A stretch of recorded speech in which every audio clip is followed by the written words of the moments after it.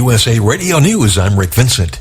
President Trump traveled to Fort Drum, New York to sign the John S. McCain National Defense Authorization Act. It gives service members a raise and provides funding for new weapons and equipment. After years of devastating cuts, we're now rebuilding our military like we never have before. The bill provides $717 billion to the military and advances many of Senator John McCain's policy priorities, including tough language on Russia. The president specifically highlighted a 2.6% raise for military personnel. Finally, that's how President Trump reacted to the firing of FBI agent Peter Strzok.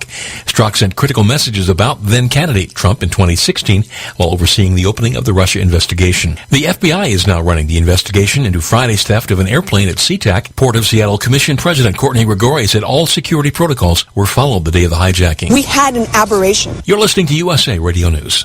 Officials say a Utah man crashed his small jet into his own home hours after being arrested for domestic violence. His wife and child escaped the home unharmed. 47-year-old Dwayne Youd was an experienced pilot. He and his wife had been having marital problems. In Florida, a white man has been charged with manslaughter after fatally shooting an unarmed black man during an argument over a parking spot outside a Clearwater convenience store. Michael Drake had claimed he was acting in self-defense after Marquise McLaughlin pushed him down. Attorney Michelle Rayner, who represents McLaughlin's family, says they back the state prosecutor's decision. We are very encouraged by today's turn of events, especially in light of the sheriff's refusal to do the right thing initially. The sheriff previously said the state's stand your ground laws prevented him from arresting Drake.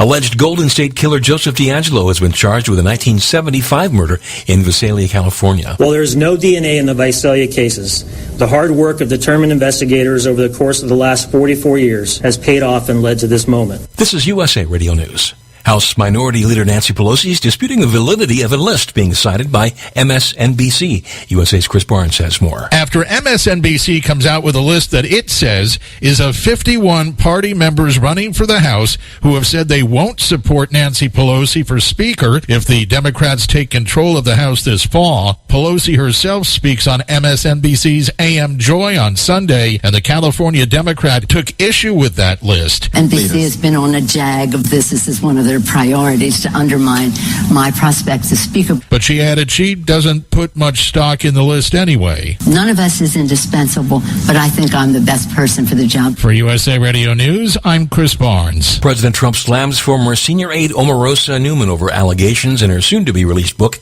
about her time in the White House. In a tweet Monday, Trump called Omarosa wacky and said she begged him for a White House job. Speaking to reporters, White House Deputy Press Secretary Hogan Gidley accused Omarosa of turning on Trump for financial gains. For her to go out and praise the president lavishly after she left her post and tell the truth about how much work he's done for the African American community and who he is as a person, I guess that just wasn't paying the bills. Minnesota Democratic Congressman Keith Ellison is denying allegations of domestic abuse being made by his girlfriend.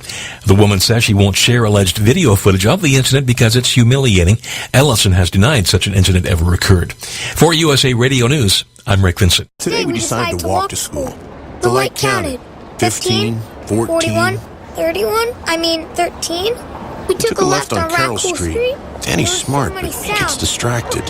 I realized he forgot his homework. I hope he doesn't have another bad day at school. When you can see learning and attention issues from their side, you can be on their side. That's why there's Understood.org, a free resource for the parents of the 1 in 5 kids with learning and attention issues. Go from misunderstanding to Understood.org. Brought to you by Understood and the Ad Council. From CBC News, The World This Hour, I'm Blake Lambert. The federal government is giving the energy industry a $1.6 billion boost today. It comes as oil prices have hit record lows. The announcement will take place in Edmonton. Salima Shivji has more. Both the Minister of Natural Resources, Amarjeet Sohi, and the Minister of International Trade Diversification, Jim Carr, will be in Edmonton to announce the support for the oil and gas sector. And that's key because it looks like this reported $1.6 billion could be divided into different programs. Money to help clean growth investment in new technology or training, money to help the Canadian oil and gas companies find new markets since the industry is reliant on the United States. The support package could be similar to what Ottawa announced in the summer to support the steel and aluminum sectors after the U.S. slapped crippling tariffs on their products. And that package included loans, funding for worker training programs, and money to help Canadian manufacturers remain competitive and diversify. Salima Shivji, CBC News, Ottawa. Starting today, police officers in Canada are now allowed to demand a breathalyzer test whenever a legal traffic stop occurs. There doesn't need to be evidence of impairment from alcohol. That means your burnt-out brake light could lead to a breathalyzer test. Civil liberties organizations say minority groups will be disproportionately affected by the law since statistics demonstrate they are stopped more frequently. The new law applies to drinking only, not the use of marijuana. In Yemen, a ceasefire in the port city of Hodeidah is now in place. Fighting between Houthi rebels and forces loyal to the ousted government that threatened the deal appears to be over for now. Reports from the city say it was a quiet night. Martin Griffiths is the UN envoy to Yemen. Griffiths helped broker the ceasefire. I mean, the problem is that the forces have yet to disengage, and when they're close up to each other, of course, they're liable to respond to any what they see as provocation or alert. And so we can expect some of this happening, but the pattern at the moment is a positive one. Lebanon's caretaker finance minister Ali Hassan Khalil says a new national unity government is likely to be formed by Christmas. He says this would open the way for the country to deal with its economic issues. Lebanon has the third largest debt-to-GDP ratio in the world. It's been without a government since elections in May. British Prime Minister Theresa May's cabinet is meeting right now to come up with a contingency plan for Brexit. May wants to prepare for the possibility that Britain could leave the European Union without a deal. The cabinet is focusing on how to spend about $3.5 billion to help counter any potential economic disruptions. Tomorrow marks exactly 100 days until Britain leaves the EU. A Quebec man will spend at least another 5 years in jail in Sydney for his role in a drug smuggling scheme. Andre Tamine was arrested in Australia a couple of years ago, along with 2 Quebec women. The trio made headlines after posting photos on Instagram of their supposed cruise vacation. Here's Phil Mercer. Andre Tamine will be 70 when he's freed from an Australian prison for drug smuggling. In the New South Wales District Court, Judge Kate Trail said Tamine's cooperation with authorities had gone in his favour. I have taken into account his plea of guilty, his prior good character, his age, the fact he is a foreign national. 2 women known as Quebec's cocaine babes, Melina Roberge and Isabelle Lagacé, are serving jail terms of between 7.5 and 8 years for their part in the conspiracy. The seizure in Sydney of nearly 100 kilograms of cocaine on a luxury cruise ship in 2016 was one of Australia's largest drug busts. Phil Mercer, CBC News, Sydney. And in the English Premier League, Manchester United says it has fired manager Jose Mourinho. This comes after a loss to Liverpool. Manchester United now sits 19 points behind the leaders. Mourinho had managed the club since May 2016. And that's the world this hour. For CBC News, I'm Blake Lambert. Hey, Steve Harvey here for the Illinois Broadcasters Association, and in a recent survey, the Illinois Emergency Management Agency was asked to name the top 5 items that every Illinois family needs to have in their home's emergency disaster kit. Check out these answers. Water, can't live without it. Number 2, non-perishable food. Well, after all, a man gotta eat, right? Number 3, weather radio, and make sure you got fresh batteries too. Number 4, flashlight. Even more reason to have fresh batteries on hand. Number 5, first aid kit. Look, there's no reason to feud over what items to put in your family's emergency disaster kit. Get the answers and more at ready.illinois.gov. That's ready.illinois.gov. Sponsored by the Illinois Emergency Management Agency, aired in cooperation with the Illinois Broadcasters Association and this station.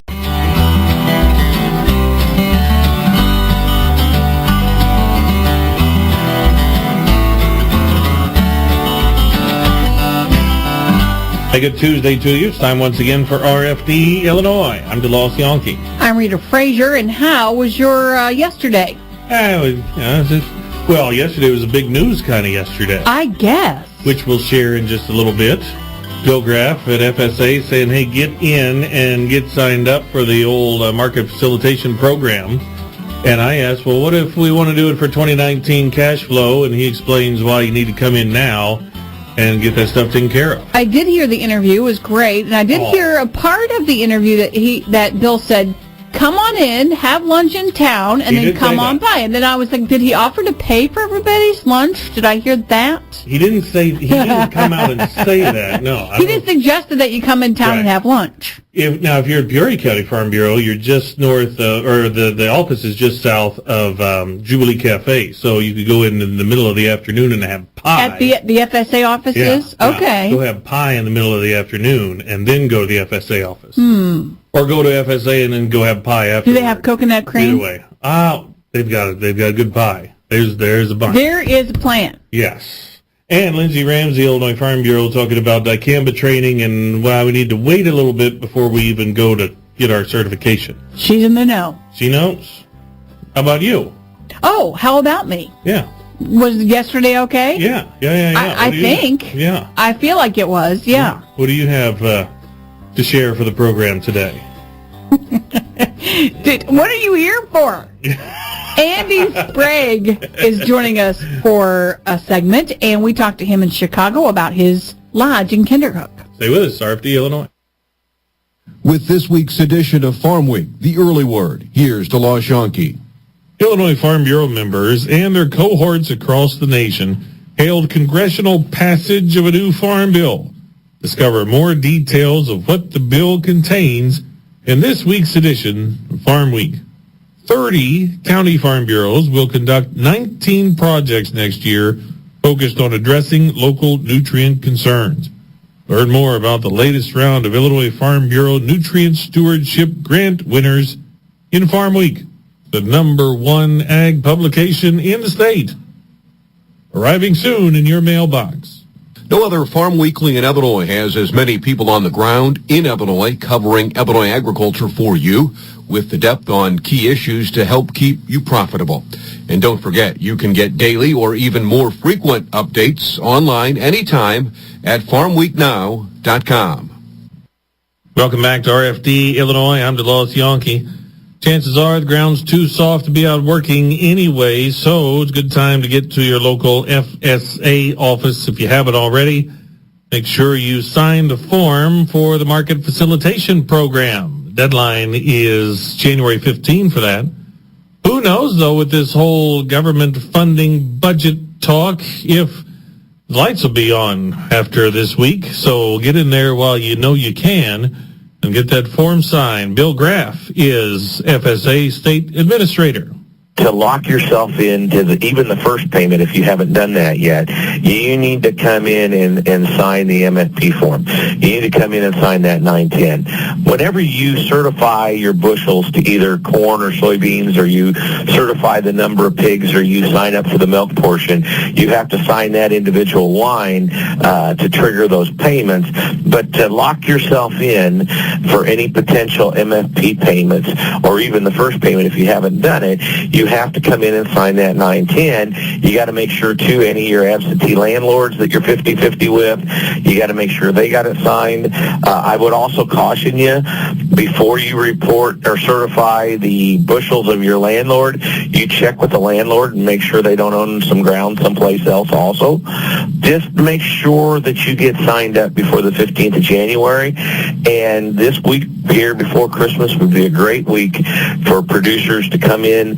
We're not extremely busy right now, even if you're not going to certify your bushels until after the first of the year. Bill Graff at FSA, so if you haven't harvested all your soybeans yet, which is a touchy subject for some, or if you're planning to cash flow in 2019, that's okay. You can still come in now and make sure you get that first sheet signed well before the deadline. You can walk in. There's really no problem with this thing. It's pretty fast. It's pretty quick. Most of our counties, not all of them, but most of the counties, you walk in today, you certify to the bushels. We put it in the national payment system tomorrow. 3 days from then, you get your money electronically deposited in your checking account. FSA Executive Director Bill Graff, and yesterday afternoon the President tweeted that he will implement the second round of MFP payments. Now, one thing not so much hurried about is dicamba training. There's an event today in Mount Vernon, And you can go to ifca.com and see the list of events, a few in January, a few in February. But still some time to wait about getting certified for dicamba in 2019. Lindsay Ramsey is Assistant Director of Natural and Environmental Resources at Illinois Farm Bureau. BASF has submitted their registration papers to the Illinois Department of Agriculture. The other two registrants have not. So Department of Agriculture is still waiting to actually make the products legal in Illinois. So everyone's sort of panicking about the training, but actually there's a couple steps that have to happen first. And the Illinois Department of Agriculture is waiting on the registrants to provide them some information to pay their fee and make the products legal. And then the Illinois Department of Agriculture will direct people to the appropriate training and certification that they need to go to. So right now I think BASF is the only registrant offering those classroom dicamba-specific trainings. We're interested to see if they go to all online at the start of the new year. We just don't know that quite yet. We're waiting on a few more things to fall into place. Lindsay Ramsey at Illinois Farm Bureau. We'll talk about this a lot over the course of the winter and spring, but a lot more people will need to be certified for dicamba in 2019. The new labels for 2019 have some changes in that direction. In terms of who can apply the products in 2019. So you do have to be a certified applicator in 2019. Last year and previously, you could be an operator, a licensed operator, working under a certified applicator. That's no longer the case. You have to be a certified applicator. So if you have your private applicator's license or if you have a commercial applicator's license, you're good. But if you are an operator, a licensed operator, you do have to go in, take your field crops test, sit for the class, take the test, and pay sort of the difference to get yourself to the level of a commercial applicator. And then you have the appropriate license. But what you're also mentioning is that there is dicamba-specific training that is now going to be an annual requirement. Lindsay Ramsey, both she and Bill Graff were guests on yesterday's RFD Today. Rita's up next on RFD Illinois. Here in Illinois, it's everywhere, and it's used in so many things. We're talking about Illinois homegrown corn. It's fuel for your vehicle on the way to the game. It's a delicious corn-fed bacon cheeseburger that's the talk of the tailgate. Corn is even used to make things like plastic water bottles and lipstick. We're proud that Illinois runs on homegrown corn, and you should be too. Learn more about how corn shows up in unexpected places at watchusgrow.org/corn. A message from Illinois corn farmers and their checkoff. All ag. All Illinois. All now. There are a lot of smartphone apps out there, but do they have what's important to us here in Illinois? The Farm Week Now app does, and it's always at your fingertips. All ag, all Illinois, and 24/7 where and when you need it for free. Go to your app or Play Store on your smartphone, hit search, type in Farm Week Now, that's one word, and download it today. Brought to you by Illinois Farm Bureau, where we're all about farm, family, and food. We're back here on RFD Illinois. I'm Rita Frazier. Andy Sprague is a Pike County farmer, a Pike Scott Farm Bureau member, and we talked with Andy in Chicago while at the annual meeting, but we talked about his farming operation, that successful agritourism and location, the lodge that he has in Kinderhook, and much more about that part of Illinois. Andy is a farmer and a business owner in that part of the state. Andy, first tell us about your farming operation and who farms with you today? You bet. We farm in Pike County, Illinois. I farm with my brother and nephews, Jeff Neese and Adam Perrine. We have a corn and soybean operation of approximately 3,600 acres. What did 2018, how did it treat you crop-wise? We actually had a surprisingly good crop considering the conditions. I think the quality of seed out there today helps us weather some of the unusual weather conditions that seem to be more of the norm than something unusual anymore. So we had a little bit of a dry summer with early rains and late rains, but we fared pretty well.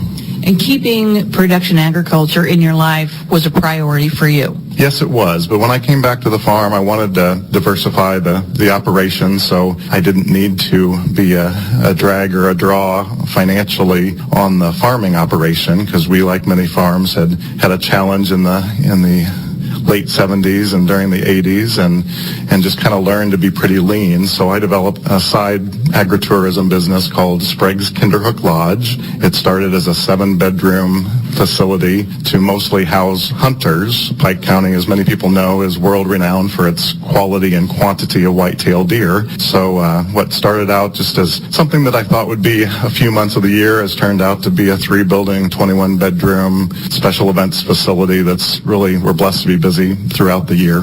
So when was the opening, and what does business look like for you? Are you booked most of the time, and how do folks get in? Well, we were blessed to hit the ground running in October of 2001, and really the commercial deer hunting was very strong through 2012, and then it became a little bit more difficult to book full, and but that really was a short period of the calendar. October 1 through the middle of December was 90+% of our hunters, so it gave me the opportunity to be creative the rest of the year, and we developed a business that focuses on groups. We have a lot of craft retreats, specifically quilters and scrapbookers. It's a great destination for family reunions during the holidays. That's extremely popular. We do several weddings annually, so this summer we had a couple weddings that had 300 plus guests, and we do all the catering. So we have a chef on staff that's excellent. So we're just excited that we can provide something unique for the area, develop the tourism, be some economic development that's unique for our area. I remember being there a couple of years ago. It was actually for a pioneer agronomy meeting, so it's not just for agriculture, but it sure is nice to be able to offer a facility for agribusiness. Most definitely, and we have a lot of guests that are from the city that have no agriculture background, which, as our listeners know, is 98+% of the people are not directly involved in production agriculture. So it just generates tremendously interesting conversations and opportunities to explain in August why we haven't picked the corn yet and why we let it die, and just things that I think people assume things about our crop growing that are not accurate. So we have the opportunity to educate people on GMOs, for instance, that it's actually just advanced hybridization. It's utilizing science to allow us to reduce our input costs, reduce the use of chemicals that most people are rightfully concerned about. We don't want to use any more than we need to economically or for our personal and environmental health. Let's talk about your involvement with Farm Bureau. When did you become a member, and why? Well, I've been a member for, at least 25 years, but when I came back to the farm, I had been working for the University of Illinois in major gift fundraising in Urbana, and when I came back in 2001, became a board member almost immediately. My family had been very involved with Pike County Farm Bureau for many decades before that. So Blake Roderick is a driver, and once you're involved, you better jump in with both feet and enjoy the ride. But for you, as a business owner, agritourism, and a farmer, what's the biggest issue that faces you as we head into a new year? Well, I think the farm income definitely is a concern. There are many different opinions about how we should have approached trying to reach a more equitable and fair trade with some of our major trading partners, but we're hopeful. There's been some good news just recently on the new trade pact with Canada and Mexico, and it looks like some things have happened in a positive way in the last few days with China. So that's a critical aspect, that we move our vast amount of product that we're ever increasing and getting better at what we do. So there's more production on fewer acres, but it needs to keep moving so we can have that farm income that allows us to be sustainable. Your love for that part of the state, your county, is quite evident. It's awesome to be able to work with and work for people that you care about. Most definitely. We're blessed to have people from really all over the world travel to our part of the the state. Once you cross that Illinois River on Interstate I-72, it really feels like a different region. We're right between the Illinois and Mississippi rivers, so we have over 60 miles of riverfront. I'm not sure that it's quite like the Riviera, but it still makes our county unique. We have a lot of areas of rich soil, but rough timber that make it ideal for recreation and farming as well. Pike County farmer Andy Sprague, let's break for markets and weather. With the RFD Ag Market Summary for this Tuesday morning, I'm Jim Taylor. Corn slightly lower, beans higher, and wheat ending Monday higher. March corn closing at $3.84, down 3/4. May corn down 1/2, $3.91 3/4. And July corn down 1/2, $3.98 1/4. January beans closing at $9.04 3/4, up 4 1/4. March beans up 4 1/4, $9.18. May beans $9.31 1/2, up 4 1/2. March wheat closing at $5.35 1/4, up 5 1/4. May wheat up 5 1/4, $5.41 3/4, and July wheat up a nickel, $5.47 3/4. January bean meal $3.0910, up 1.80. January bean oil $28.17, down 32 cents. In current electronic overnight trading, March corn unchanged. May corn up 1/4. July corn up 1/4, $3.98 1/2. January beans in the overnight up 2 1/2. March beans up 2 3/4, and May beans up 2 1/4, $9.33 3/4. March wheat in the overnight down 2 3/4. May wheat down 2 1/4, and July wheat down 2 pennies, $5.45 3/4. In the outside markets, February Brent crude oil under 60 a barrel, down 57 cents yesterday, 59.61. The February gold contract, 12.5280. That's up $1. In the livestock market, February lean hogs, 63.82, down 67 cents. April lean hogs down 107. 68.97. December live cattle 119.02, down 55 cents. February live cattle down 85 cents, 121.55. January feeders 145.37, down 220. And March feeder cattle down 245 at 143.32. Illinois direct barrels and gilts trading steady on Monday at 26.34. That's the RFD Ag Market Summary for this Tuesday morning.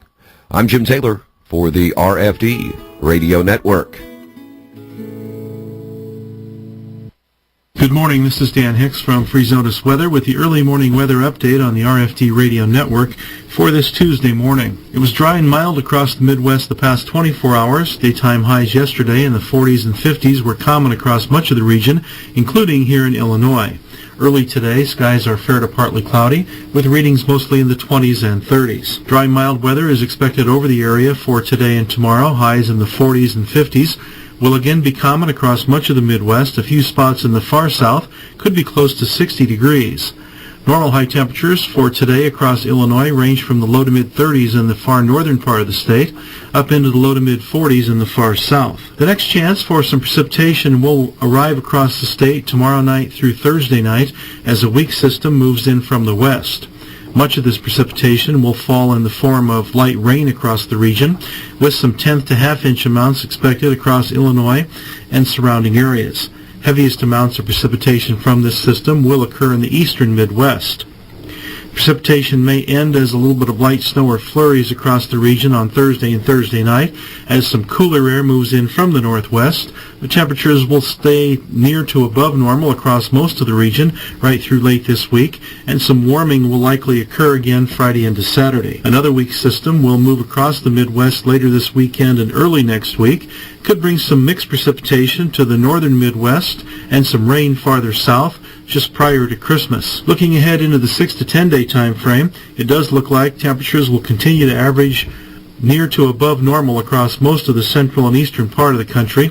There are some indications of a more active weather pattern starting during the 6 to 10 day period, especially over the plains and western Midwest with near to above normal precipitation. Eastern areas of the Midwest will continue to have lighter amounts of precip during the 6 to 10 day time period. you're in the mood for some sprucing up, you're in luck. From big to small or farm to front yard, your Illinois Farm Bureau member discount from John Deere is ready and waiting to help. It's easy to think green when it's the Rewards Loyalty Program with savings on equipment, special parts, and home and workshop products. Whether your tasks involve mowing, planting, or cleaning, you'll be set for whatever your work requires. All you need to do is sign up, have your membership number handy, and go to johndeere.com/Farm Bureau. You're going to need me. You're going to need us. All of us. You're going to need our technical skills, Our math, our engineering skills. You're going to need our help with your water, your air, your food.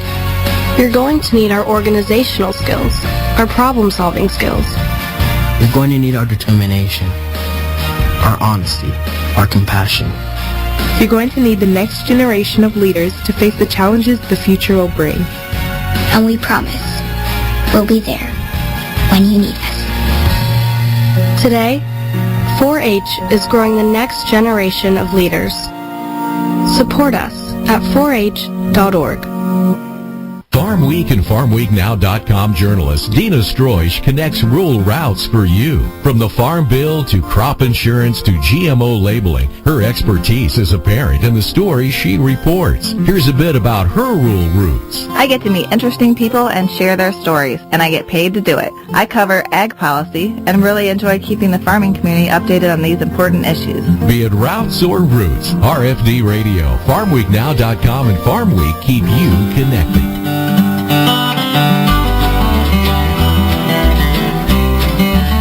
That'll do it for RFD Illinois on a Tuesday. So we mentioned Andy Sprague is from Kinderhook. His wonderful lodge is there. Let's salute that little community. Oh, well, yeah, we certainly should. Population 216. Isn't that where Ag Leadership Foundation was just a couple weeks ago? Could very well be. They host 88% sure that they was host a lot of agriculture meetings, and I predict a very important gathering in 2019 will be held there. Maybe I'll give some details in a couple months. Okay. Ooh, All exciting! right. Gotta wait for that to come out down the road. For Jim Taylor, I'm DeLoss Yonke. I'm Rita Frazier. Have a good day.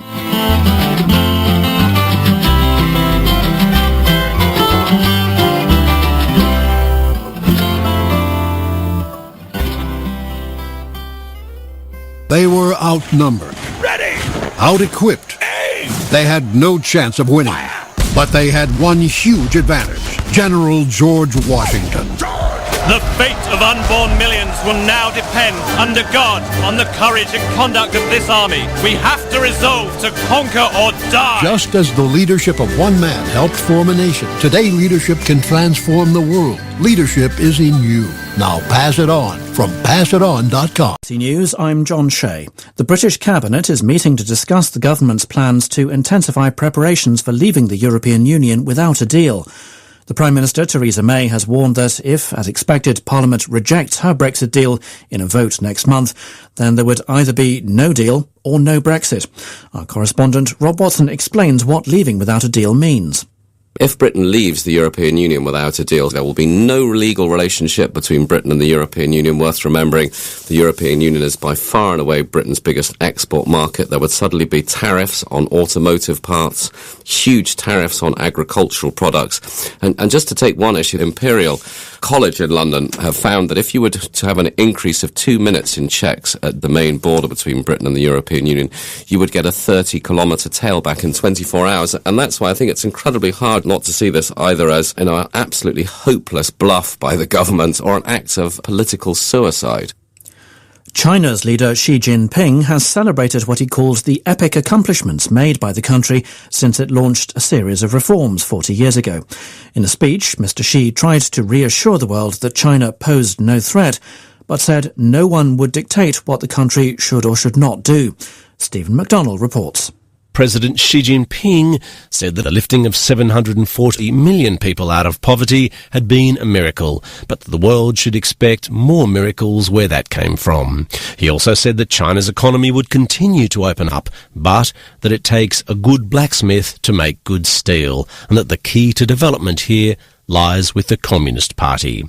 On the other hand, he warned others not to dictate how China should move forward, without specifying who those others might be. The general manager of a Chinese state-run shipbuilding company, which has built the country's first two aircraft carriers, has been dismissed for corruption. One media report says Sun Bo is also under investigation for passing details about the first carrier to foreign intelligence agents. Calm is reported to have settled on the Yemeni port of Hodeidah, where a ceasefire has been declared in an effort to end months of fighting. The truce came into force at midnight, and by dawn, clashes between government forces and Houthi rebels who control the city had petered out. The UN Special Envoy to Yemen, Martin Griffiths, says it's the first step on the long road to peace. The United Nations will be convening, ideally tomorrow, in fact, the first meeting of this monitoring committee, which has been established by the talks in Sweden. And that will be talking about monitoring the ceasefire, but also the second step, which is the redeployments and withdrawals of forces. Martin Griffiths of the United Nations. This is the latest world news from the BBC. Russia, Iran and Turkey have begun talks on the formation of a committee that would draw up a new constitution for Syria and make plans for elections there. The meeting in Geneva is being sponsored by the UN, which hopes it will revitalise the Syrian peace process. German police and special forces have raided a mosque and other sites in Berlin as part of an investigation into alleged financing of terrorism. Berlin state prosecutors said the 45-year-old imam of the As-Sahaba mosque was suspected of sending money to militant Islamists in Syria. Traditional leaders in South Africa are calling on the police and the National Prosecution Authority to take action after 21 teenage boys died during circumcision ceremonies. The coming-of-age ceremony is especially common in the Eastern Cape, where 17 of the deaths have happened since last month. The authorities have promised in the past to clamp down on unregistered illegal initiation schools in rural parts of the country. But traditional leaders say the government is not doing enough to prevent unregistered people from carrying out the circumcisions. The English Premier League football club Manchester United have sacked their manager Jose Mourinho. United have made their worst start to the season for 28 years. Mourinho has faced growing pressure over his team's poor performances and negative style of play. A caretaker manager will be appointed until the end of the season. Here's Alex Capstick.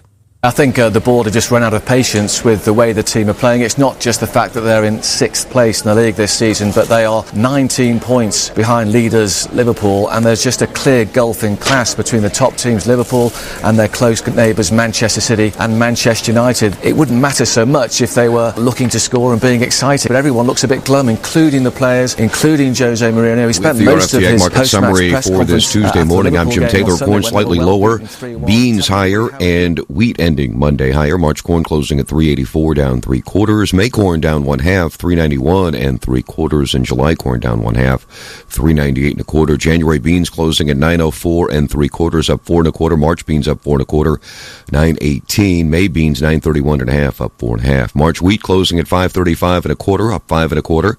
May wheat up 5 1/4, $5.41 3/4, and July wheat up a nickel, $5.47 3/4. January bean meal $3.09 up 1.80. January bean oil $28.17, down 32 cents. In current electronic overnight trading, March corn unchanged. May corn up 1/4. July corn up 1/4, $3.98 1/2. January beans in the overnight up 2 1/2. March beans up 2 3/4, and May beans up 2 1/4, $9.33 3/4. March wheat in the overnight down 2 3/4. May wheat down 2 1/4, and July wheat down 2 pennies, $5.45 3/4. In the outside markets, February Brent crude oil under 60 a barrel, down 57 cents yesterday, 59.61. The February gold contract, 12.5280. That's up $1. In the livestock market, February lean hogs, 63.82, down 67 cents. April lean hogs down 107. $68.97. December live cattle, $119.02, down 55 cents. February live cattle down 85 cents, $121.55. January feeders, $145.37, down $2.20. And March feeder cattle down $2.45 at $143.32. Illinois direct barrels and gilts trading steady on Monday at 26.234. That's the RFD Ag Market Summary for this Tuesday morning. I'm Jim Taylor for the RFD Radio Network. Good morning. This is Dan Hicks from Freeze Notice Weather with the early morning weather update on the RFD Radio Network for this Tuesday morning. It was dry and mild across the Midwest the past 24 hours. Daytime highs yesterday in the 40s and 50s were common across much of the region, including here in Illinois. Early today, skies are fair to partly cloudy, with readings mostly in the 20s and 30s. Dry, mild weather is expected over the area for today and tomorrow. Highs in the 40s and 50s will again be common across much of the Midwest. A few spots in the far south could be close to 60 degrees. Normal high temperatures for today across Illinois range from the low to mid-30s in the far northern part of the state up into the low to mid-40s in the far south. The next chance for some precipitation will arrive across the state tomorrow night through Thursday night as a weak system moves in from the west. Much of this precipitation will fall in the form of light rain across the region, with some tenth to half-inch amounts expected across Illinois and surrounding areas. Heaviest amounts of precipitation from this system will occur in the eastern Midwest. Precipitation may end as a little bit of light snow or flurries across the region on Thursday and Thursday night as some cooler air moves in from the northwest. The temperatures will stay near to above normal across most of the region right through late this week, and some warming will likely occur again Friday into Saturday. Another weak system will move across the Midwest later this weekend and early next week. Could bring some mixed precipitation to the northern Midwest and some rain farther south just prior to Christmas. Looking ahead into the 6 to 10 day time frame, it does look like temperatures will continue to average near to above normal across most of the central and eastern part of the country. There are some indications of a more active weather pattern starting during the 6 to 10 day period, especially over the plains and western Midwest with near to above normal precipitation. Eastern areas of the Midwest will continue to have lighter amounts of precip during the 6 to 10 day time period. Heartland Newsfeed is looking for an advertising sales manager to sell advertising for the website. For more information, contact Jake Leonard at admin@heartlandnewsfeed.com. At Domino's, we're more than pizza, so mix it up with our specialty chicken, stuffed cheesy bread, sandwiches, pastas, medium 2-topping pizzas, and more for just $5.99 each, and we'll mix stand-up comedy with a robot. Stuffed cheesy bread and my act have a lot in common. They're both super cheesy. Tough crowd. You can also mix it up with Domino's salads, marbled cookie brownie, bread twist, and medium 2-topping pizzas. Order any 2 or more for just $5.99 each. 2-item minimum. Bone-in wings, handmade pan pizza, and bread bowl pasta will be extra. You must ask for this limited time offer. Prices, participation, delivery area, and charges may vary. Let me try to make this thing about former National Security Advisor to Trump, Lieutenant General Michael Flynn, simple. Deputy FBI Director McCabe, since fired, told Flynn, hey, you know what? It might be a good idea if 2 of our agents sat down and talked with you about your meeting with that Russian ambassador. One of those agents, Peter Strzok, also since fired. They were just going to have a conversation, didn't need to have any attorneys present. In fact, Flynn was told if he did have an attorney present, it was really going to complicate things. So they have the interview. They then charge Flynn with lying to them. During the interview, he pleads guilty because he's going to go bankrupt fighting this ridiculous charge. And now we're awaiting sentencing. By the way, the meeting with the Russian ambassador was perfectly legal. It was part of Flynn's job. He just said he couldn't remember something the FBI knew was in that conversation. Okay, that brings me to this. Michael Flynn was not under oath when he had this conversation with these 2 FBI agents. It was a conversation.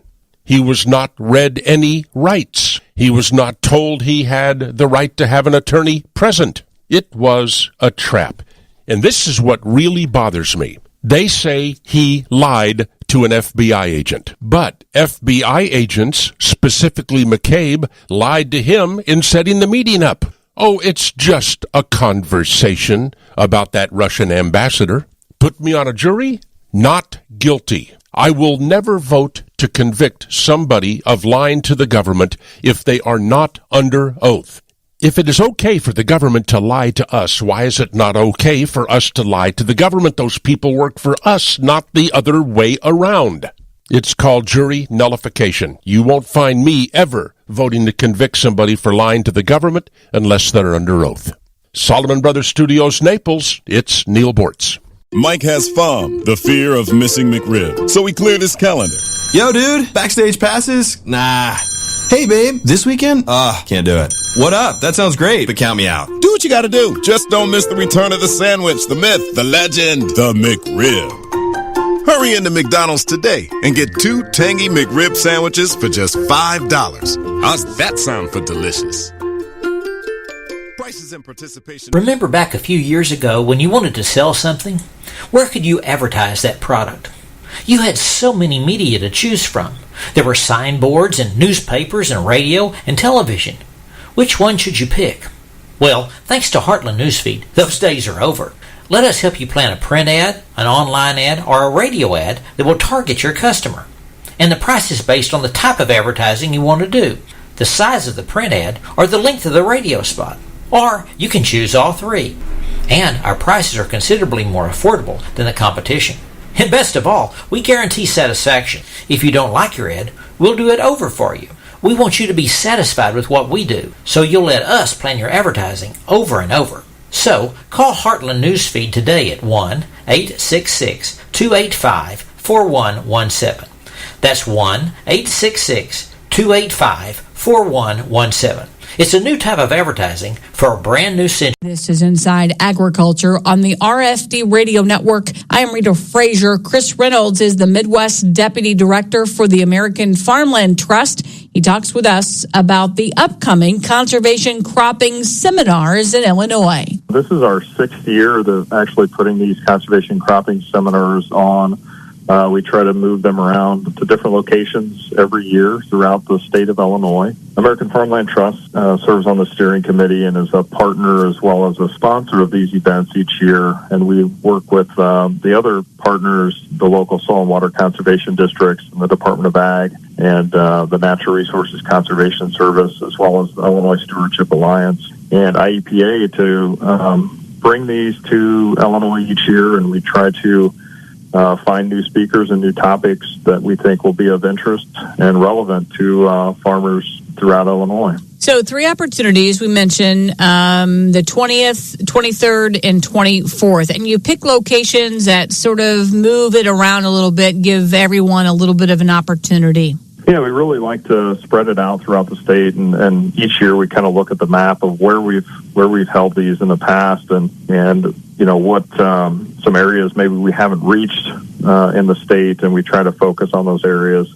And so this year on the 22nd of January we'll be in Mendota, and then the 23rd we'll travel downstate to Springfield. And on the 24th of January, we'll end up in O'Fallon. Each of these events will have David Montgomery and Ray Archuleta speaking and presenting, and then we'll also have some local flavor to each of those events as well. For more information on the seminars or to register, contact the Champaign County Soil and Water Conservation District. That's a look News on the inside RFD Radio Network. I'm DeLawes Yonke.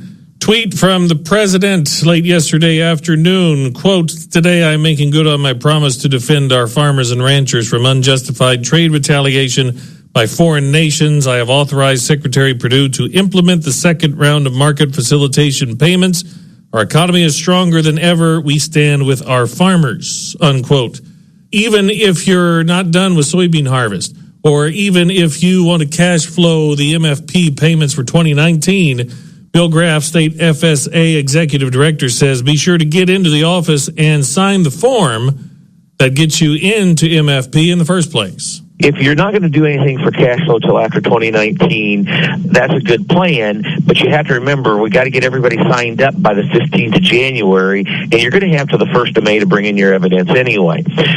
I still want to encourage the farmers to actually sign the form, and the sooner the better on that they get that signed up, just so nothing happens that prevents you from getting signed up for this program. Illinois FSA Executive Director Bill Graff says easy, walk in, it's a pretty quick process. Be sure to get that form signed before the deadline.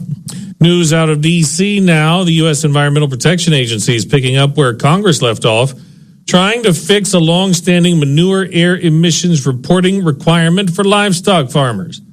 Our Washington correspondent Matt Kay reports. Congress had earlier ended court-order reporting of manure air emissions as Superfund emergencies. That is part of a huge spending bill. But that still left a reporting requirement under a second environmental statute separate from the Superfund law.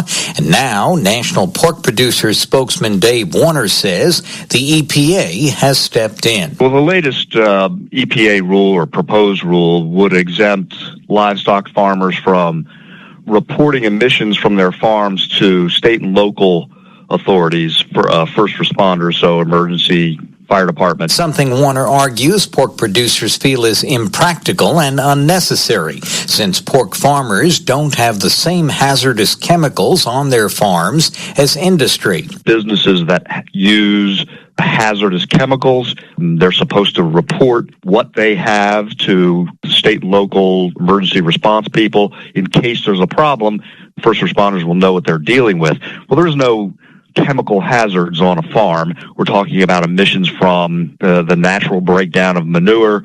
Warner says the pork industry is already working with first responders nationally to see if there's information that would be helpful.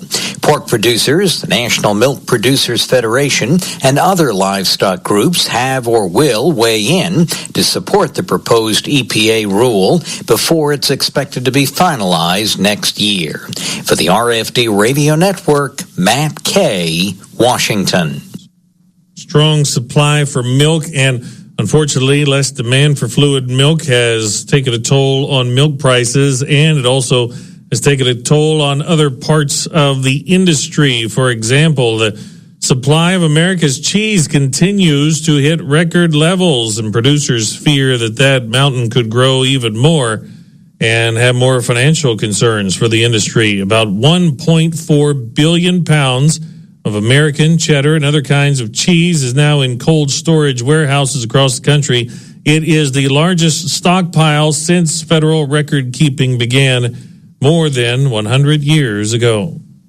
USDA last week announced a new program for e-connectivity in rural America, up to $600 million in loans and grants to build broadband infrastructure. DeLoss Yankee, RFD Radio Network. Welcome to the Newsworthy. All the day's news in less than 10 minutes. Fast, fair, fun, and on the go. Today, we're talking about the government shutdown deadline just days away now, and why there's a new call for a Facebook boycott.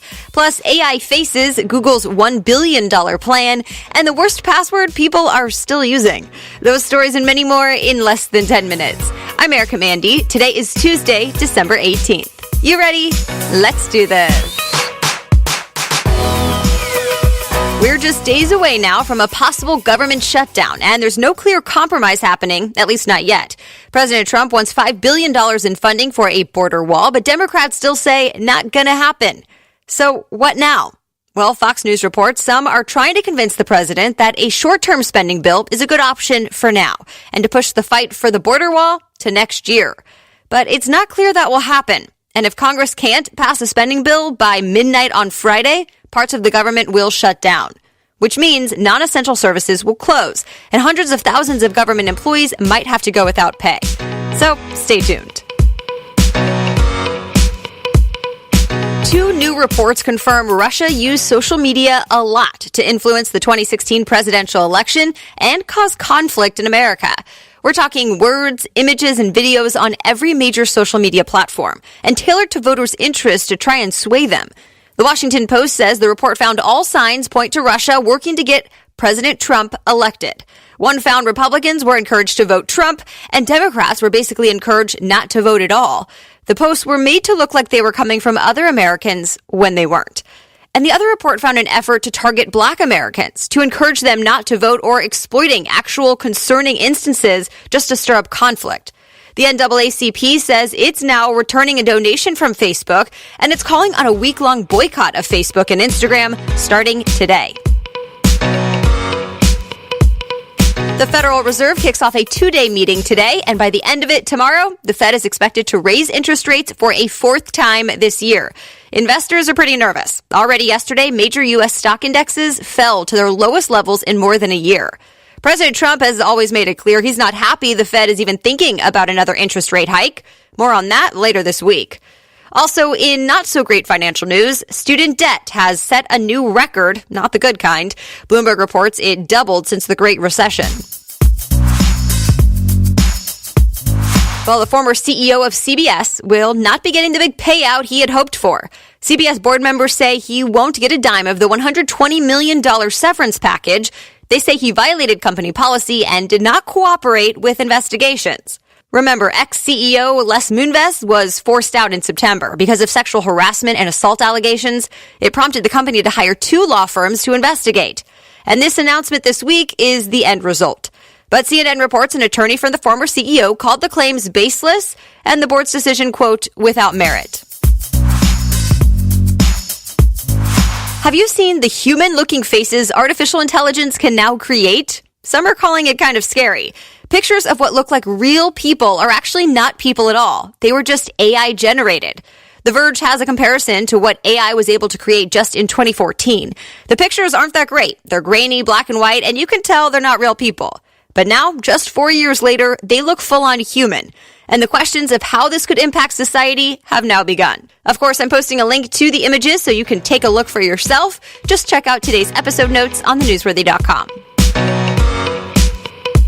Today's episode is brought to you by the daily tech news podcast, Tech Meme Ride Home. It's a daily 20-minute tech news roundup that also informs you about the conversations happening in the industry, from what other news sources are saying about the headlines to what people are tweeting about them. And it's from Silicon Valley's most read news source, techmeme.com, so you know you're getting the information from the experts. In fact, Mark Zuckerberg even told The New Yorker that it's the source for tech news he definitely follows. And because you're listening to this show, I know you love that you can listen to the information on the go and get everything you need quickly and in one place. So if you work in the tech world or are just interested in all the happenings that are impacting our lives more than I can give you here, then definitely check out Tech Meme Ride Home. And it's actually made for your ride home. It comes out at 5 p.m. each weekday, and it gets you in the know on all things tech in minutes. So add Tech Meme Ride Home to your daily playlist. You can find it and listen for free by searching Tech Meme Ride Home in your favorite podcast app. Again, search Tech Meme Ride Home. Now back to the news. Google is about to spend big bucks in New York City, as in $1 billion. Business Insider reports Google is building a new campus it'll call Google Hudson Square. It also means more jobs, at least another 7,000 employees in the city over the next decade, which, by the way, will double the number of people working there now. And Google is just the latest tech company to be expanding and investing.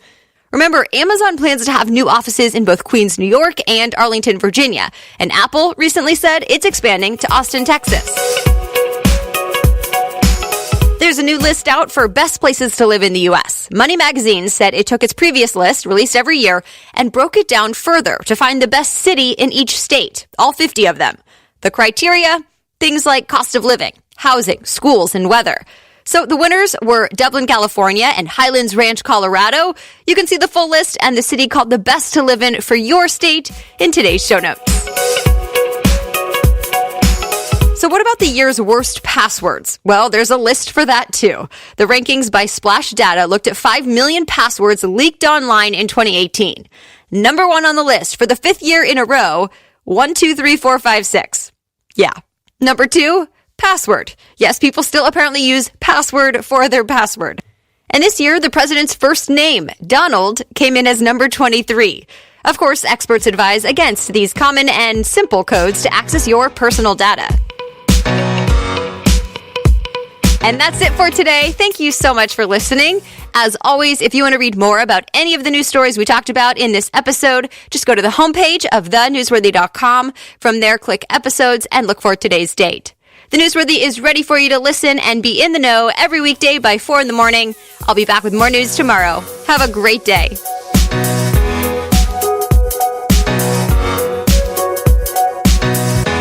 Do you need dental insurance? Then call Physicians Mutual Insurance Company for details. Not just a discount plan. Real coverage for 350 procedures. Call 1 1-855-402-7556. Again, that's 1-855-402-7556. Offer is not available in Minnesota, Montana, New Hampshire, New Mexico, Rhode Island, Vermont, and Washington. Hey, Steve Harvey here for the Illinois Broadcasters Association, and in a recent survey, the Illinois Emergency Management Agency was asked to name the top 5 items that every Illinois family needs to have in their home's emergency disaster kit. Check out these answers.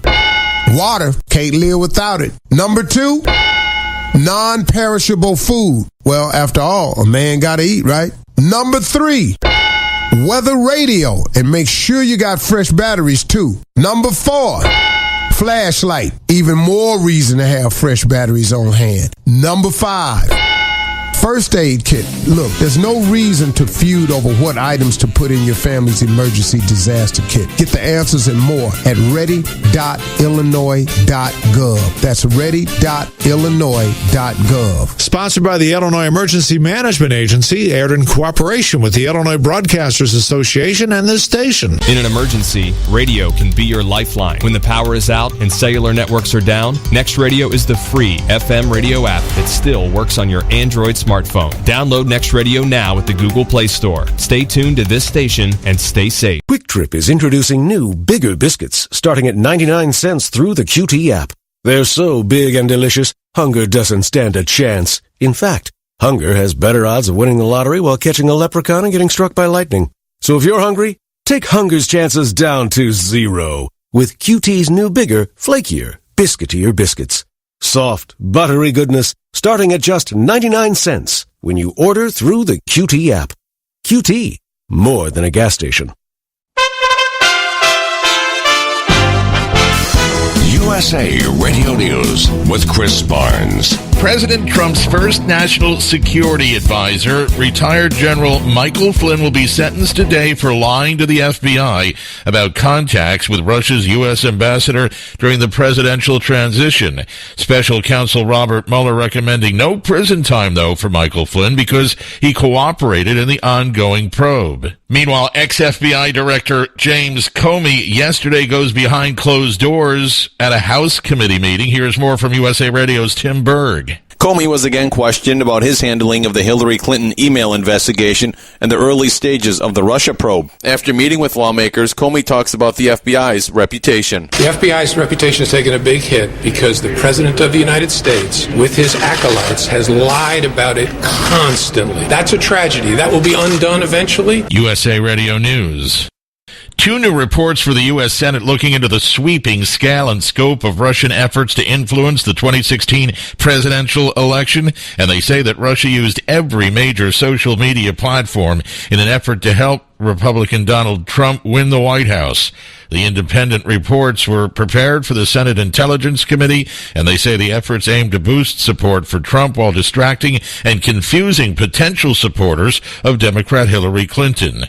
California now heading up a group of states in an effort to make sure that Obamacare stays in effect. A federal judge in Texas ruling on Friday the law is unconstitutional, but a coalition of 17 attorneys general now asks the judge who ruled on the case to make it clear that the Affordable Care Act is still the law until the case goes through the appeals process. They say the move will ensure that Americans relying on Obamacare for health insurance won't have their care disrupted. And this is USA Radio News.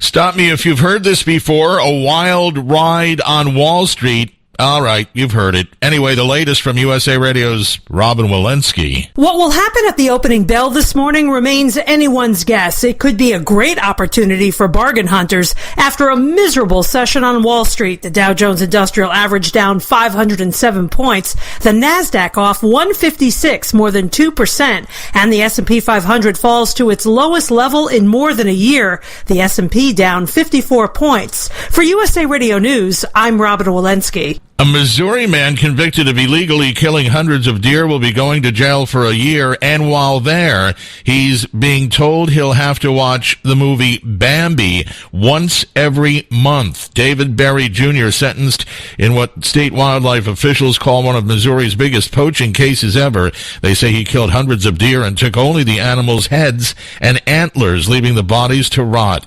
In sentencing Berry to jail, a judge ordered Berry to watch Bambi again at least once a month while behind bars in the classic 1942 animated movie Hunters Kill Bambi's Mother. And the Jack in the Box food chain considering a menu of financial options, including selling the company. The 67-year-old burger chain based in San Diego has been struggling with falling sales, I should say, over the past 2 years. And for USA Radio News, I'm Chris Barnes. Quick Trip is introducing new, bigger biscuits starting at 99 cents through the QT app. They're so big and delicious, hunger doesn't stand a chance. In fact, hunger has better odds of winning the lottery while catching a leprechaun and getting struck by lightning. So if you're hungry, take hunger's chances down to 0 with QT's new, bigger, flakier, biscuitier biscuits. Soft, buttery goodness starting at just 99 cents when you order through the QT app. QT, more than a gas station. Hi, it's Jamie, Progressive's #1, #2 employee. Leave a message at the... Hey, Jamie, it's me, Jamie. This is your daily pep talk. I know it's been rough going ever since people found out about your a cappella group, Mad Harmony, but you will bounce back. I mean, you're the guy always helping people find coverage options with the Name Your Price tool. It should be you giving me the pep talk. Now get out there, hit that high note, and take Mad Harmony all the way to nationals this year! Sorry, it's pitchy. Progressive Casualty Insurance Company and Affiliates. Price and coverage match limited by state law. Do you or a loved one have a chronic condition such as diabetes, a heart condition, or asthma? Do you or a loved one have a severe allergy to a certain food, drug, or insect? If you answered yes to any of these questions, you are a candidate for an electronic medical alert watch, the alternative to the traditional medical ID bracelet. An electronic medical alert watch visibly communicates a person's health conditions, drug, food, and other allergies, and other critical information to help make a diagnosis and save a life. Take control of your health. Protect yourself or your loved ones and order an electronic medical alert watch today. Visit www.epill.com. That's epill.com. Affordable, free shipping, and a 30-day money-back guarantee. Remember, www.epill.com. That's EPILL.com. ePill. Mike has FOM, the fear of missing McRib, so he cleared his calendar. Yo, dude, backstage passes? Nah. Hey, babe, this weekend? Can't do it. What up? That sounds great, but count me out. Do what you gotta do. Just don't miss the return of the sandwich, the myth, the legend, the McRib. Hurry into McDonald's today and get 2 tangy McRib sandwiches for just $5. How's that sound for delicious? Prices and participation may vary. Limited time only. Single item at regular price. From Keene in the Shire, the Liberty Media capital of the world, this is Daryl W. Perry, host of FPP Radio News for Tuesday, December 18th, 2018.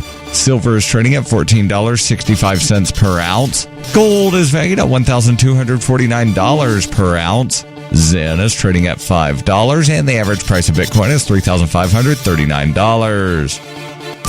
Antiwar.com reports, speaking on Monday, U.S. Special Envoy James Jeffrey confirmed that the U.S. is no longer demanding regime change in Syria and is not actively trying to force Syrian President Bashar Assad from office. That said, the American goal is a regime that is fundamentally different, even if it includes Assad. Jeffrey said Assad must accept such a compromise because he has not yet won the Syrian war. The U.S. has long demanded regime change as part of the end to the Syrian war, and even in staying in Syria militarily, officials have conditioned leaving on a successful transition and insisted that Assad could not be involved. Now there's resignation that Assad will stay, but Jeffrey says the U.S. and its allies are prepared to withhold any aid to reconstruct Syria unless there is some assurance that the changes they are demanding are implemented.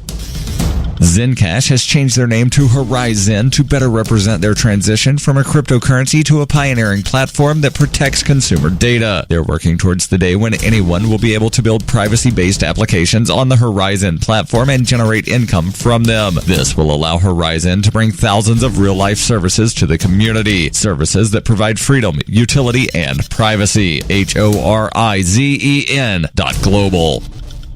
UPI reports nearly 3 in 10 Americans are delaying healthcare treatments because of their cost, according to a new Gallup survey released on Monday. Gallup's annual Health and Healthcare Survey found 29% postponed treatments for the cost. It said more than half of them reported a serious or somewhat serious medical illness or condition, a figure equivalent to 19% of all U.S. adults. The share of Americans who delayed treatment is consistent with data in recent polls. In 1991, 22% of respondents put off medical treatment, and an average of 24% delayed care between 2001 and 2004. The current rate of 29% has remained steady in years since. Delayed treatment depends on available health insurance, another consistent finding. Gallup found that those with no coverage are more likely to forego treatment, with over half of the respondents in that category reporting a delay. The report found those enrolled in Medicare or Medicaid are least likely to wait. The poll results said Americans with health insurance are still often responsible for deductibles, co-payments, and other out-of-pocket costs. While it reduces demand for healthcare services, it can prevent many people from initiating treatment for medical conditions.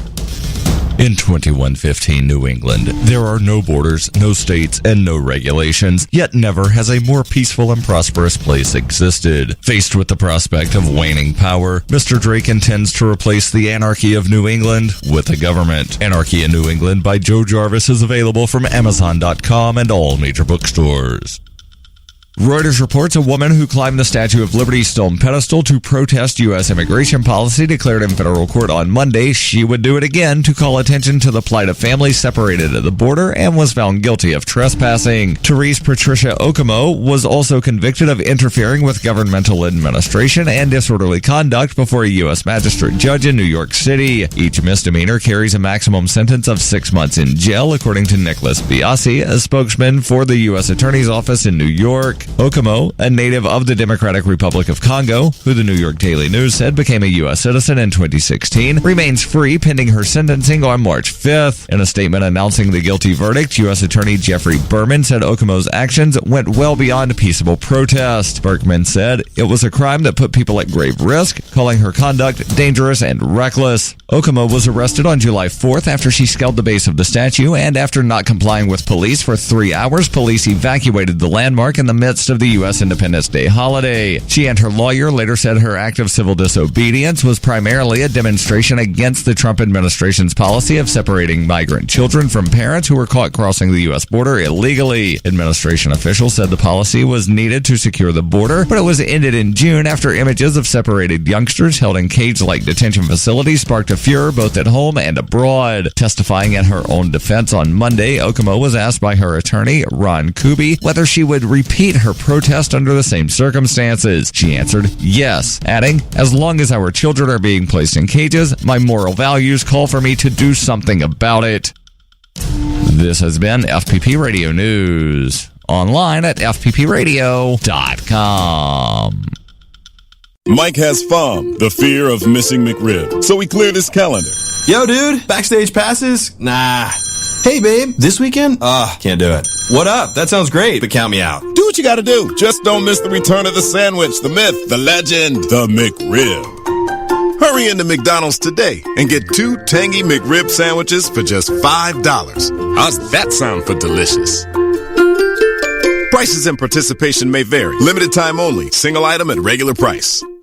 At Macy's Backstage, finding great gifts is as much fun as giving them. Get in the holiday spirit with matching PJs and loungewear. For everyone who asks for slippers, we have great styles for him and her. Why not slip a shaving kit in his stocking? But hurry in, they're going fast. And if you've got techies and music lovers on your list, we've got their gear. From electronics to headphones, it's beginning to look a lot like Christmas at Macy's Backstage. Off price, on trend, arriving daily. Find your store at macysbackstage.com. This is Betty White. I know you don't need one more thing to worry about, but listen, high blood pressure can cause kidney damage, blindness, heart attack, stroke, and you can have high blood pressure even if you feel all right. 1 in 7 adults has it, but it's easy to get your blood pressure checked, and you can treat it if it is too high. So don't worry about it. Don't ignore it. Just see your doctor and check it out. For your free booklet, visit the Will Rogers Institute at wrinstitute.org and find us on Facebook and Twitter. 6640. Your future lies in 6640. 66 books by 40 authors, and yet we now discover it's an integrated message system from outside our time domain. Welcome to 6640, the ministry outreach of Koinonia House and Koinonia Institute. Today's Bible teacher is Dr. Chuck Missler, connecting the Bible to your life and the world around you. In today's study, Dr. Missler begins his teaching on the book of Mark, chapter 9.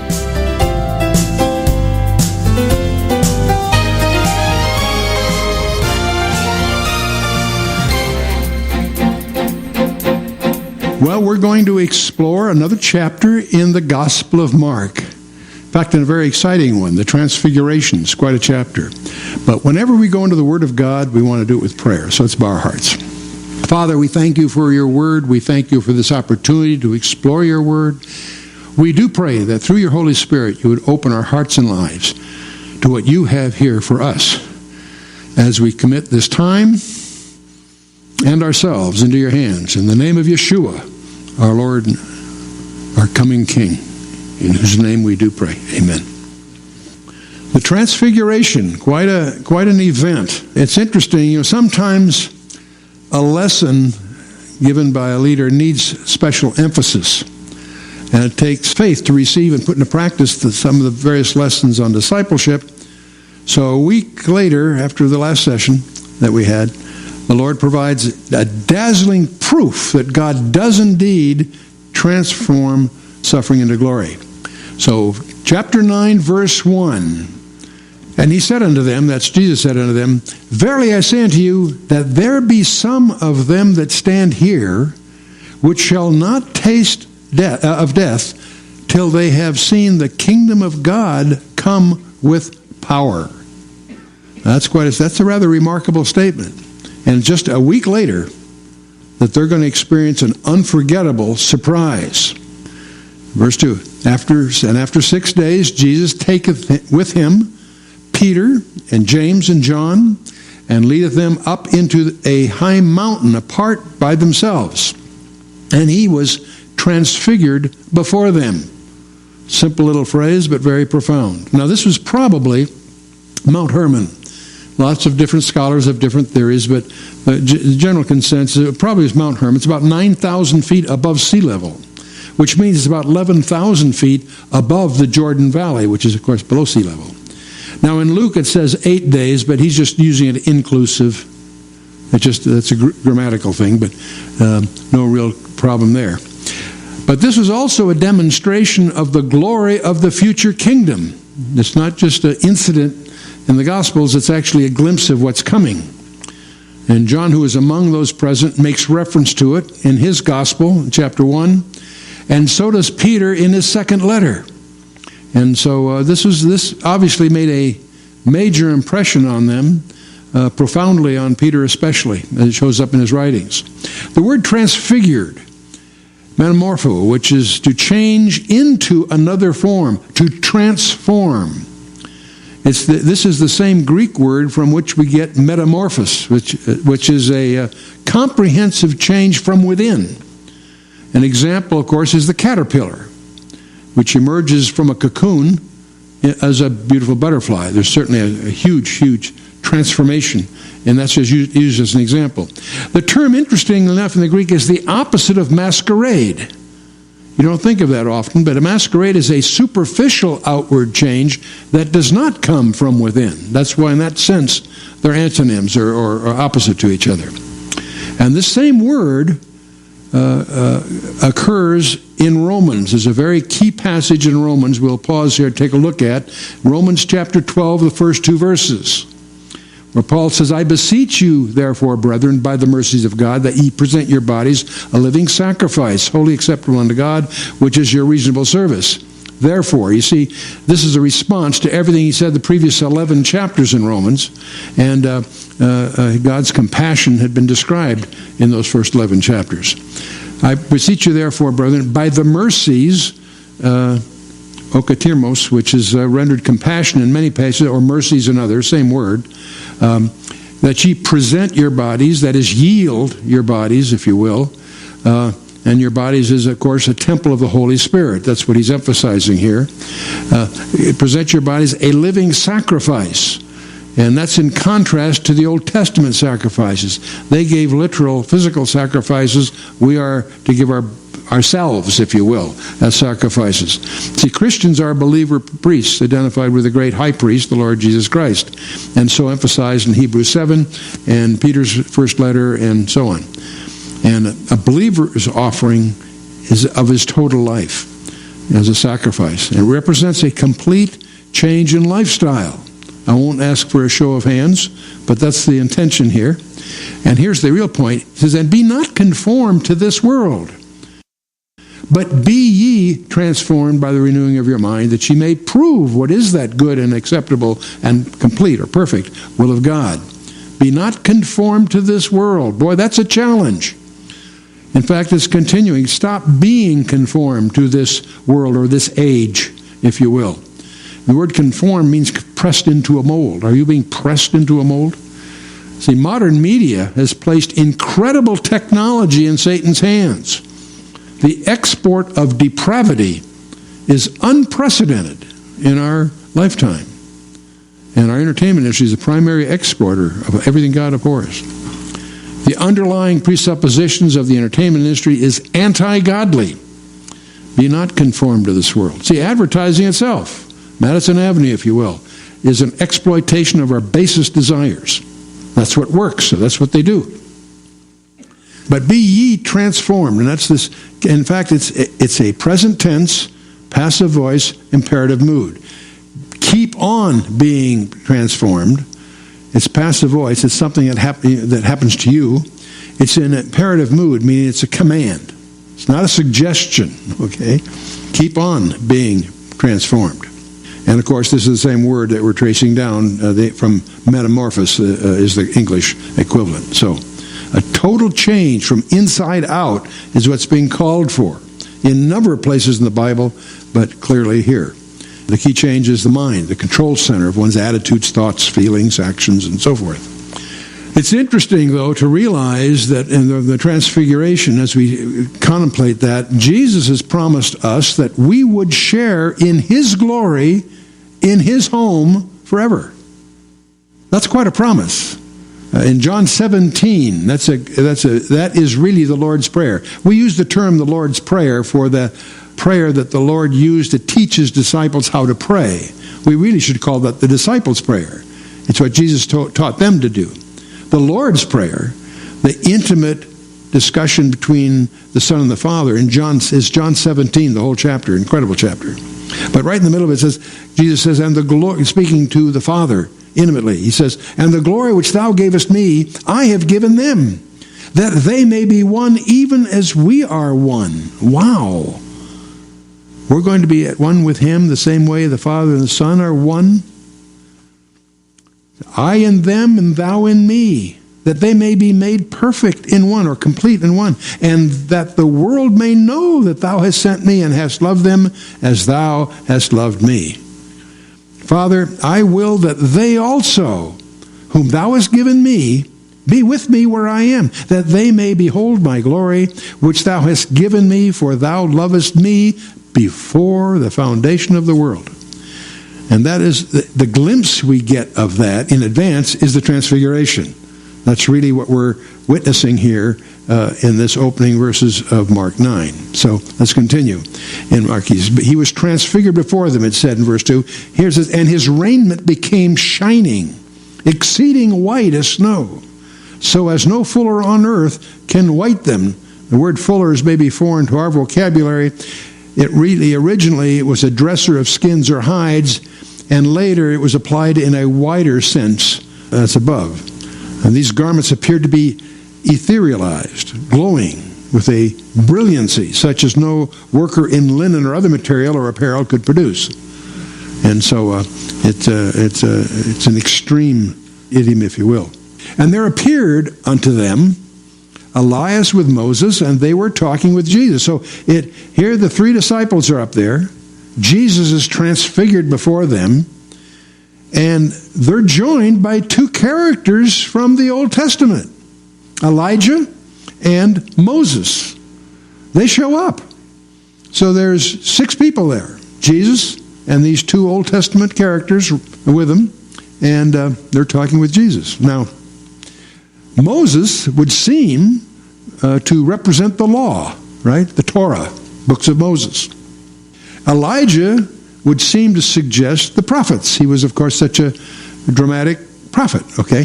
So we have, they also, Jesus had previously explained back in Matthew 5, think not that I come to destroy the law or the prophets. See, in Jesus' mind there, he divides the Old Testament into 2 groups, the law and the prophets. There are other groups of book, but clearly the dominant major primary portions, as Jesus is using it here idiomatically, I come not to destroy the law, the Torah, or the prophets. I come not to destroy, but to fulfill. For verily I say unto you, till heaven and earth pass, not one jot or one tittle shall in no wise pass from the law, till all be fulfilled. Now, another way to look at Elijah and Moses, they might represent those that have died. Moses died. In fact, God buried his body. And we have this strange mystery in the book of Jude, which he makes sort of an allusion to the fact that Michael, the archangel, had to fight with Satan over the body of Moses. And he goes, it's something that his readers knew about, and we wonder, what's that all about? What was going on there? But in any case, Moses clearly is dead and was buried, and yet Elijah was one that was raptured, transported, and so forth. And so, and that's alluded to, of course, in a number of places. So these 2 characters are talking with Jesus. Now you may wonder, what were they talking about? Okay? Actually, we have some clues as to what they were talking about. What they actually said is not quoted here, but the verb tense indicates that this was an extended conversation.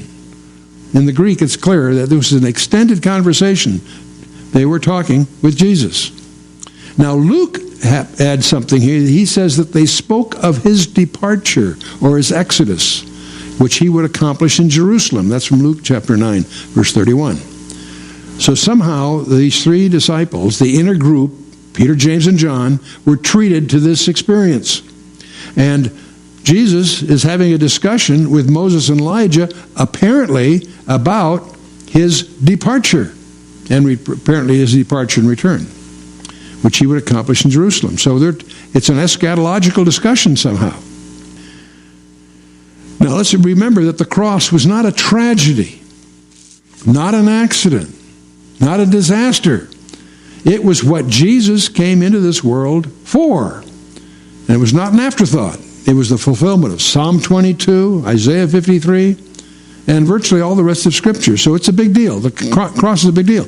And so it's not surprising that Jesus was talking to them about these issues. And by the way, I happen to hold the view that there's not a passage in the entire Bible that you can disconnect from the Messiah himself, his mission, his destiny, and of course his glory. So that's not a surprise. Now these 3 disciples, Mark doesn't record this, but these 3 disciples had fallen asleep during Jesus' prayer. And they almost missed seeing Moses and Elijah and Jesus in his glory. Luke 9, verse 29, verse 32 gives that detail. Now Mark is recording it from Peter's description, and Peter doesn't emphasize the fact that the 3 of them were caught napping. Matthew indicates that the 3 heard the voice from heaven and fell face down to the ground, terrified. But Jesus came and touched them and says, "Get up." He said, "Don't be afraid." Peter answered, and he's obviously terrified. And Peter, when he always has to fill the vacuum, so he's got to shoot his mouth off here a little bit. Peter answered to Jesus, "Master, it is good for us to be here. And let us make 3 tabernacles, one for thee, one for Moses, and one for Elias." for he wist not what to say, for they were sore afraid. In other words, they're all frightened, and that's Peter's response to tension, is to throw out some suggestions here. That as if, and because he's suggesting that they make 3 tabernacles or 3 booths, some scholars presume this may be about the time of the Feast of Booths, the Feast of Tabernacles, which is a week-long celebration that they do annually, obviously. But whether that's a conjecture. The Feast of Sukkot, if you will. Peter's like many of us. He cannot yield in silence. The silence is an unbearable thing. It's interesting, many since Peter's day, by the way, have thought to honor Christ by giving special prominence to his servants, like Moses and Elijah, never realizing that in thus recognizing them as worthy of such homage, they have actually dishonored the Master himself. Christ is the issue, not Moses and Elijah. As venerated as they may be, they're footnotes. We've got the Messiah in front of us being transfigured here. And there was a cloud that overshadowed them. And a voice came out of the cloud saying, "This is my beloved Son. Hear him." When did that happen before? Anyone? At the baptism. Good for you. Exactly. At the baptism. And so the Father is interrupting Peter's suggestion, and he focuses their attention not on the vision that they're seeing, but on the Word of God. Hear him. That's what we should be focusing on here. Jesus is the ultimate expression of truth. And the vision itself is not an end of itself. It's a means of confirming the Word of God here. Now, Peter will make reference to this, by the way, in his second letter, in his last letter that he wrote. He makes mention of this experience, that he was there and they were eyewitnesses of his majesty. He's referring to the transfiguration experience. But then he points out that we now have the more sure word of prophecy. We have an experience that's even more vivid or provable or substantial than they had as eyewitness of seeing the transfiguration. What is that we have? The more sure word of prophecy. That's even more valuable than being an eyewitness. And that we expand on that whole idea, the more sure word of prophecy, in some briefings we've done, Beyond Coincidence and some others. And it's also included in our Hour 13 in our collection called Learn the Bible in 24 Hours. Hour 13 deals with the development of this very idea from Peter, that what we mean by that prophecy is even more sure than being an eyewitness. But let's us move on here. And suddenly, when they had looked round about, they saw no man anymore, save Jesus only with themselves. So Moses and Elijah make this appearance, but then they apparently are on their way. And as they came down from the mountain, he, that's Jesus, charged them that they should tell no man what things they had seen, till the Son of Man were risen from the dead. So this was a confidential exposure, you see. The 3 men were not to tell the other 9. Apparently they tell no man. That includes the other disciples. They're supposed to keep this a secret. We don't know if they did. If they did, that might have contributed to some of the tensions we're going to see by the end of the chapter. When you get to the end of the chapter, they're going to be arguing about who's going to be the greatest and so forth. There's some competition, some envy among them. And that could have been prompted maybe by these 3 having shared what happened. Guess what happened up on the hill, And they were told not to, see. For that very reason, probably. And they kept that saying with themselves, questioning one another what the rising from the dead should mean. Again and again and again, we notice in the Gospels that Jesus tells them he's going to be killed and rise from the dead. And if they don't get it, they think maybe he's using an allegory or something. The only people that seemed to understand what was coming were the girls. The girls seemed to, some of the women were sensitive to what Jesus was saying. Now, this confusion is understandable. This idea of rising from the dead is a tough concept, even for you and I today. We talk about that, and it's a very vivid issue here. And they ask him, saying, "Why say the scribes that Elias must first come?" And he answered and told them, "Elias verily cometh first, and restoreth all things, and how it is written of the Son of Man that he must suffer many things and be set at naught." Now, there's a lot of confusion still today about this idea of Elijah. You see, they knew the prophecies from Malachi 3 but also Malachi 4, verse 5 and 6. The closing verses of what we call the Old Testament, and the way we organize it, indicates that Elijah is supposed to come and that before the Messiah appeared. It's interesting, though, Elijah appears here in the Transfiguration.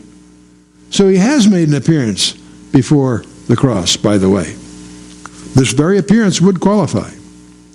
But Jesus goes on to say, I say unto you that Elias has indeed come, and they have done unto him whatsoever they listed, as it is written of him. And of course, he's alluding to John the Baptist in the role of the forerunner, if you will. That he was like a version of Elijah. He had prepared the way before him. And that's all in Luke chapter 1 and so on. Now, John denied that he was literally Elijah, but he could have fulfilled that role had they trusted him, but they didn't. So Elijah's still going to come, and I believe he's going to come in Revelation chapter 11, after verse 3 on. We'll talk about that here in a minute. There will be a future coming of Elijah, just as Malachi predicted, both here and in Matthew 17. And we think in Revelation chapter 11, verse 2 to 12, deals with the two witnesses. And I'm among those that believe Elijah is one of those two witnesses, and I'll show you why here in a minute. Now, these two witnesses are subject to, it's a kind of important piece, so let's insert this here. In Revelation 11, verse 5 and 6 says, if any man will hurt them, fire proceedeth out of their mouth and devoureth their enemies. Wow. If any man will hurt them, he must in this manner be killed. These have the power to shut heaven, that it rain not in the days of their prophecy. And they have the power over the waters to turn them to blood, and to smite the earth with all plagues as often as they will. As you analyze this list of powers that the two witnesses have, you quickly discover they are unique to two people. Two of these powers are unique to Elijah. Two of these powers are unique to Moses.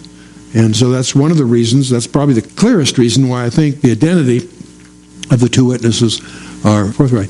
It's interesting that there's an occasion in Luke 9 where James and John, the sons of thunder, they would have, if Jesus had let them, they would have duplicated Elijah's acts. We're going to call down fire on these guys. And that's what they want to do. No. But I mean, they were ready. That was their mood, if you will. But Jesus rebuked them. Let's talk a little bit about these identities. There were three people expected. In John chapter 1, there's a general expectation of either of Elijah or the Messiah or the prophet of Moses, Deuteronomy 18. And these are Talmudic Messiah expectations are derived mostly from Malachi and elsewhere. Elijah, because that's the last words in the Old Testament, predicts that. And Moses was predicted, a prophet of Moses, in Deuteronomy 18. So these were three expectations that were extant in John chapter 1, Elijah, Moses, and the Messiah. And John the Baptist says, I'm not the Messiah, and he makes that declaration. Now, he didn't do all the things that Elijah was supposed to do. He did not turn the hearts of the children, as Malachi predicted, nor did he usher in the great and dreadful day, as Malachi. So that means that hasn't happened yet. That's the point that both John and I think I'm trying to make here. Well, there's a second issue about these two witnesses. It's interesting that there are two ministries in the Old Testament that were not allowed to finish. Moses was interrupted in Numbers 20 and Deuteronomy 3. And he didn't get to go in the Promised Land. In fact, his ministry was curtailed, if you will. Elijah also was incomplete. Study 1 Kings 17 and 19, and then 2 Kings 2. But the thing that is probably the most persuasive to me is that this is the third of reasons, of a list of reasons here. There are unique miraculous powers. There's four of them, two for each of them. Elijah, most people who analyze this all agree on Elijah, because he didn't die and that sort of fixed that. He'd show up again. Because he called down fire from heaven in 1 Kings 18 and 2 Kings 1 and so forth. He also shut heaven for 3.5 years. Everybody is sensitive to the fact that he caused the drought to end by bringing rain. But you don't pick it up from the Old Testament record. But from the New Testament allusions to that, you pick up that not only did he bring the rain, he was the one that stopped the rain for 3.5 years. Both in Luke 4 And in James 5, this is made a reference that he both shut the heavens, not just opened them. That's a subtlety, but and the reason it's so relevant, for how long did Elijah shut the heavens so it wouldn't rain? For 3.5 years.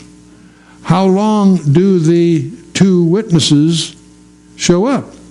For the first half of the 70th week of Daniel, namely for 3.5 years. You see, it just too much ties together, for me at least, not to see that all tied together. Anyway, the other one, I think, is Moses. A lot of people disagree, but because he was the one that turned water into blood in Exodus 7, he's the one that had all kinds of plagues from Exodus 8 all the way to chapter 12. All the famous plagues were unique, distinctive, if you will, to Moses' ministry. So I think that's another reason I see them both as Moses and Elijah. Now there's a contrast here with these two witnesses in contrast to the church. The church are supposed to be ministers. The ministers are to be harmless. Philippians 2, Romans 16, all makes reference to that. Well, what's the contradiction here? The rapture's already taken place by the time you get to the 70th week of Daniel, so the church is in heaven. So the unique instructions to the church are not operative here. These guys play rough. When their enemies give them a hard time, they call, "Ooh, that should be make a pretty exciting movie, wouldn't it? They could have some fun with that one, probably." But again, as I want to remind, James and John they were willing to try to duplicate Elijah's acts, but Jesus rebuked them in Luke 9. Well, there's a final reason why I don't think it was necessarily Enoch. Everybody likes to say, well, they always say the two witnesses. Well, Elijah, they all agree because he didn't die. Neither did Enoch. You've been listening to 6640, the ministry outreach of Koinonia House and Koinonia Institute. Today's Bible teacher was Dr. Chuck Missler, teaching through the book of Mark. For a complete listing of resources available, please visit khouse.org. You can also call us at 1-800-KHOUSE-1. To learn more about Koinonia Institute, visit koinoniainstitute.org. Thank you for listening to 6640 and for your continued prayerful support of this ministry. Until next time, as we continue this series, may God richly bless you with the knowledge of His Son, Jesus Christ, as you study His Word.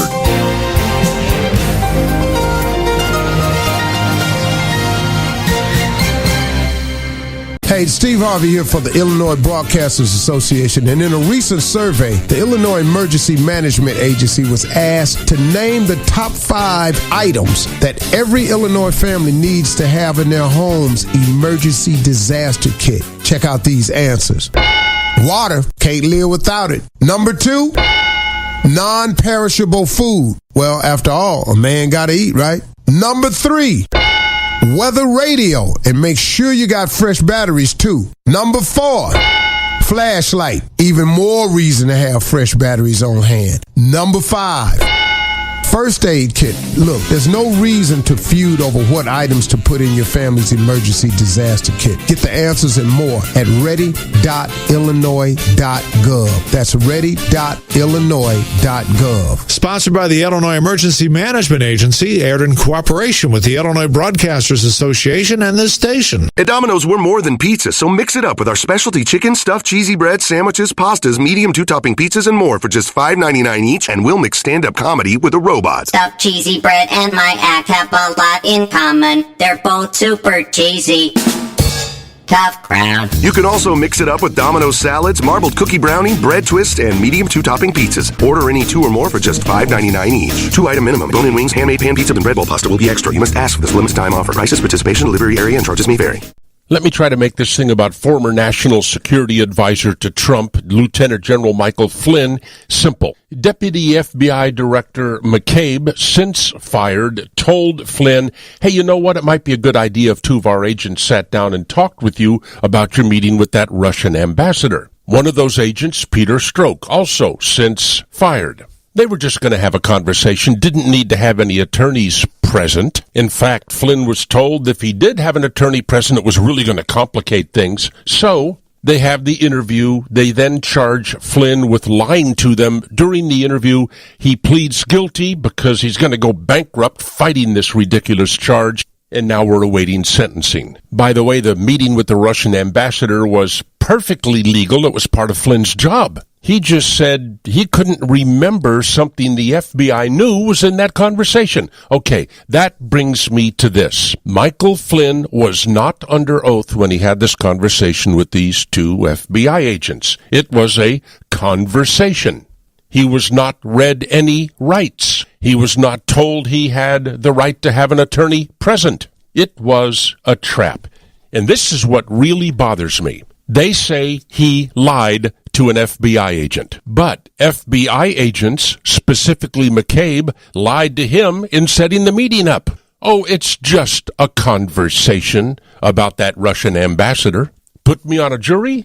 Not guilty. I will never vote to convict somebody of lying to the government if they are not under oath. If it is okay for the government to lie to us, why is it not okay for us to lie to the government? Those people work for us, not the other way around. It's called jury nullification. You won't find me ever voting to convict somebody for lying to the government unless they're under oath. Solomon Brothers Studios, Naples, it's Neil Bortz. Mike has FOM, the fear of missing McRib, so he cleared his calendar. Yo, dude, backstage passes? Nah. Hey, babe, this weekend? Can't do it. What up? That sounds great, but count me out. Do what you gotta do. Just don't miss the return of the sandwich, the myth, the legend, the McRib. Hurry into McDonald's today and get 2 tangy McRib sandwiches for just $5. How's that sound for delicious? The Public News Service Daily Newscast Prices for and Tuesday, participation December 18th, may vary. Limited time only. Single item at regular price. In our spotlight today, Senate reports detail Russian influence on the 2016 election via social media. North Carolina jurors reject the death penalty for a second consecutive year, and Medicaid expansion proves important for rural Kentuckians. This and more coming up. On Monday, the Senate Intelligence Committee released 2 reports on Russia's role in the 2016 election and beyond, detailing the country's efforts on social media platforms. The operations, largely led by the Kremlin-based organization Internet Research Agency, extensively targeted African-American communities and sought to suppress Democratic turnout, according to the reports. Both reports say these operations went on well after the election. Newly crunched data reveals the growing importance of Medicaid expansion for rural Kentucky. Mary Sherman has the story. 9 of the top 10 rural counties nationwide with the highest Medicaid enrollment are in Kentucky, according to research from the University of North Carolina Shepp Center for Health Services Research and the Georgetown University Center for Children and Families. Executive Director Joan Alker at Georgetown says these are economically challenged counties in the southeast corner of the state, where nearly half of adults rely on Medicaid coverage. Because these rural counties do have high poverty rates, this is Medicaid expansion working to really support not only those folks on Medicaid, but the healthcare infrastructure in those counties, including the rural hospitals. Alker contends Kentucky's pending Medicaid waiver would result in considerable coverage losses with ripple effects throughout these counties.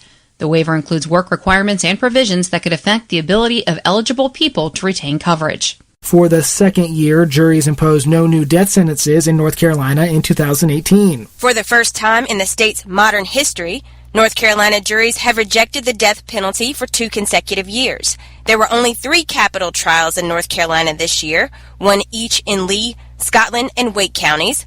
All 3 juries chose life without parole for the defendants instead of death sentences. Gretchen Engel, who heads the Raleigh-based Center for Death Penalty Litigation, has represented clients on death row and says more jurors are becoming educated about bias in the legal system. Jurors are turning away from the death penalty, and in response to less favorable jury pools, prosecutors are seeking the death penalty less. And so this trend away from the death penalty is really being led by citizens who've been summoned for jury duty. Engel says now there's greater public awareness about factors like race, geography, and economic status that play a role in determining a person's guilt or innocence. This is Antoinette Kerr reporting. Across the U.S., homeless advocates are holding a series of memorial services this week. Services are planned this week to honor 87 people, including 11 veterans who died this year while experiencing homelessness in eastern Nebraska. Omaha joins communities across the U.S. for the annual Homeless Persons Memorial Day, set nationally for December 21st, the first day of winter and the longest night of the year. Jerry Ford is a housing stability specialist with the group Together. He says the events are an opportunity for people left behind to say goodbye. Especially to those that have been on the streets and they've built bonds and relationships. A lot of times that's the only family they have or know. This might be the only type of recognition or memorial or funeral type thing they get. This year's official count identified 1,411 people experiencing homelessness in the Omaha metro area.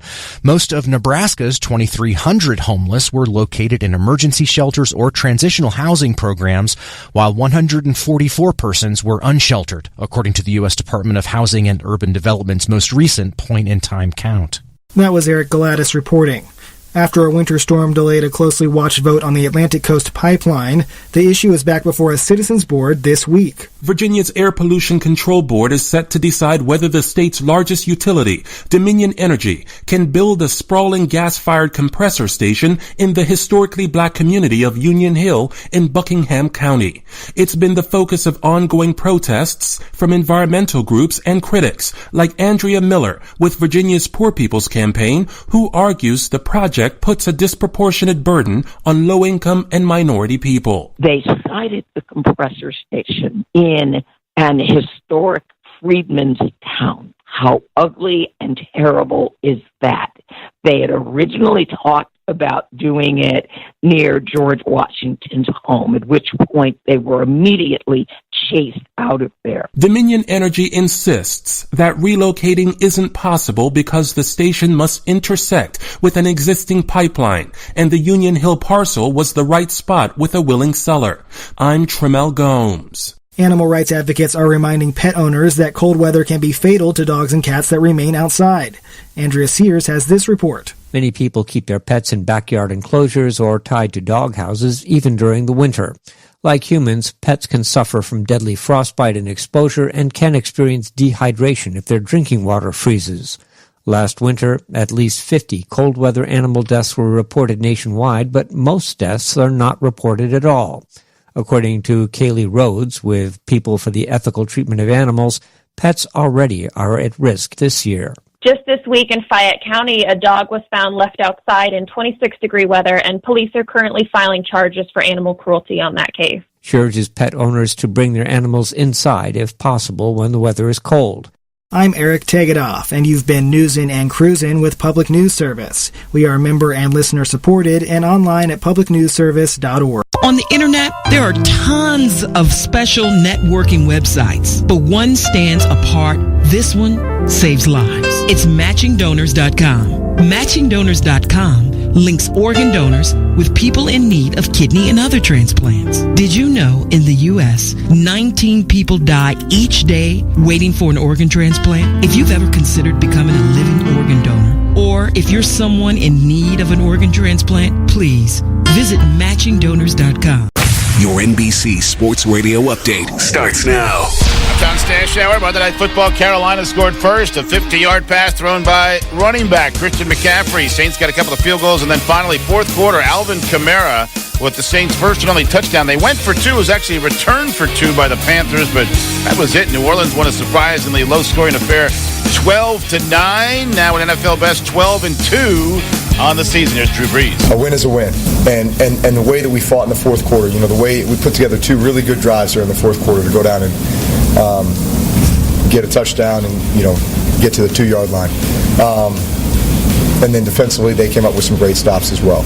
Special teams came up with some good plays. So everybody contributed. Everybody just kind of bear down and go get the win. 12 points in a win, fewest for the Saints in 20 years. One more win, New Orleans clinches home field throughout the NFC playoffs, and home field is important. Breeze in his career 5-0 in home playoff games, 1-5 on the road. Blowouts in the NBA, Warriors by 17 over Memphis. Golden State's won 6 of 7. Minnesota by 27 over Sacramento. Timberwolves were up 30 at halftime. They had 9 players in double figures. Spurs by 27 over Philadelphia. Oklahoma City by 25 over Chicago. Russell Westbrook a triple-double. He even had 5 steals. Portland outscored the Clippers 131-127. Clippers have lost 4 in a row, 6 of the last 7. 47 points for James Harden. Houston is over 500 for the first time since November. as they beat Utah. Milwaukee with a win at Detroit. Giannis Antetokounmpo, 32 points. Spread holiday cheer with Panera Bread gift cards, soup, salad, sandwiches, bakery treats, a gift everyone will love. Plus, for every $50 in gift cards purchased, get a $10 bonus card for yourself. Order online or visit your local Panera for more details. Remember back a few years ago when you wanted to sell something? Where could you advertise that product? You had so many media to choose from. There were signboards and newspapers and radio and television. Which one should you pick? Well, thanks to Heartland Newsfeed, those days are over. Let us help you plan a print ad, an online ad, or a radio ad that will target your customer. And the price is based on the type of advertising you want to do, the size of the print ad, or the length of the radio spot. Or you can choose all three. And our prices are considerably more affordable than the competition. And best of all, we guarantee satisfaction. If you don't like your ad, we'll do it over for you. We want you to be satisfied with what we do, so you'll let us plan your advertising over and over. So, call Heartland Newsfeed today at 1-866-285-4117.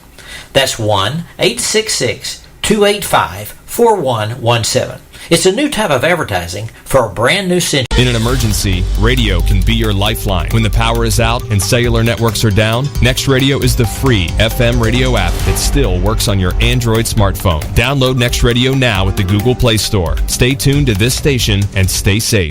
This is Betty White. I know you don't need one more thing to worry about, but listen, high blood pressure can cause kidney damage, blindness, heart attack, stroke, and you can have high blood pressure even if you feel all right. 1 in 7 adults has it, but it's easy to get your blood pressure checked, and you can treat it if it is too high. So don't worry about it, don't ignore it, just see your doctor and check it out. For your free booklet, visit the Will Rogers Institute at wrinstitute.org and find us on Facebook and Twitter. Do you need dental insurance? Then call Physicians Mutual Insurance Company for details. Not just a discount plan, real coverage for 350 procedures. Call 1-855-402-7556. Again, that's 1-855-402-7556. Offer is not available in Minnesota, Montana, New Hampshire, New Mexico, Rhode Island, Vermont, and Washington. From CBC News, The World This Hour, I'm Blake Lambert. The federal government is set to announce a $1.6 billion support package for the energy industry this morning. It comes as oil prices have dropped to record lows. Here's Scott Peterson. Ottawa's expected to say this isn't going to companies per se, but in order to protect jobs. And there have been about 350,000 jobs lost in the oil sands over the last few years since this big oil slowdown. So this is what Canadian Press is reporting. We're expecting to hear that the money will be provided for corporate loans, for investment in training technology, to help companies invest in clean growth in the future, and also to help energy firms find new markets, because after all, everything that's unprocessed in this country goes to the U.S. And so there's lots of criticism that we only have the one customer. It's also expected to follow bailout from Ottawa to help the steel and the aluminum industry as a result of the U.S. tariffs. But this is a whole different scenario here. And when we look at the 5 biggest bitumen extractors last year, Suncor, Canadian Natural, Cenovus, Imperial, and Husky, they all paid out of their profits $6.2 billion directly to shareholders in the form of share buybacks and dividends and that sort of thing. So it's not going to be without controversy that Ottawa is making this package announcement this morning. Scott Peterson, CBC News, Toronto. As of today, police officers across Canada will be allowed to issue a breathalyzer test to any driver, even if there's no obvious evidence of impairment caused by alcohol. Brett Ruskin reports. The old law required officers to have reasonable grounds before they administered a breathalyzer test. As of today, an officer can demand it whenever there's a legal traffic stop. That means your burnt-out brake light could also mean a breath test. Countries like Australia, France, Germany, and Belgium have already introduced this law and have seen impaired driving rates drop. Civil liberties associations claim that minority groups would be disproportionately affected by this law since they statistically are stopped more frequently. But police officers assert traffic stops still have to be for legal reasons before the breathalyzer can be used. And before a charge of impaired driving is laid, the driver would be taken taken to the police station for a more detailed test. Brett Ruskin, CBC News, Halifax. A U.S. judge will decide this morning whether the Trump administration's former national security advisor Michael Flynn should be sent to prison for lying to the FBI. The case stems from the investigation into possible collusion between President Donald Trump's campaign and Russia in the run-up to the 2016 election. A ceasefire appears to be holding in the port city of Hodeidah in Yemen. There were reports of sporadic clashes, but as Rebecca Collard reports, those appear now to be over. You know, first time the skies have been quiet over Hodeidah, I think, for many, many months. Martin Griffiths, the United Nations envoy to Yemen, is optimistic that the ceasefire reached between Yemen's warring parties will hold. He says that is crucial to avoiding mass famine in the country. In Yemen, we're already feeding 8 million people a month. If famine takes hold, we hope it won't, this could go up to 14 million people. That's fully half of the entire population of the country. Most of Yemen's food enters the country through the port in Hodeidah, making the ceasefire there key to ensuring aid reaches millions of Yemenis. The hope is that the de-escalation in the contested port could lead to a wider agreement that could bring peace to the country. Rebecca Collard, CBC News, Beirut. A judge in Sydney, Australia, has sentenced a Quebec man for his role in an international drug smuggling operation. 65-year-old Andre Tamine received a prison sentence of 8 years and 5 months. He was arrested in 2016, along with 2 women from Quebec.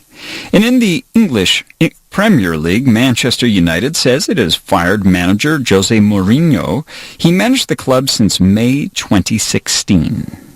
And that's the world this hour. You can live stream us on cbc.ca or listen to us live on your mobile device using the CBC Radio app. I'm Blake Lambert.